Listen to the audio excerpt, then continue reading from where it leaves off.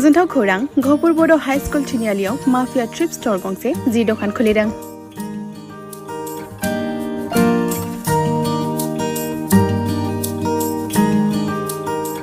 नोंथांमोननि लुबैनाय बायदि खम बेसेनावनो गानग्रा जोमग्रा मोननो हागोन।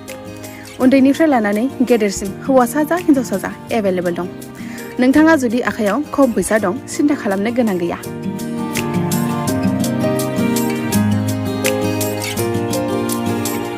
अब्ला माखौथो गोबाव खालामबाय थाखो नोंथाङा थांदो।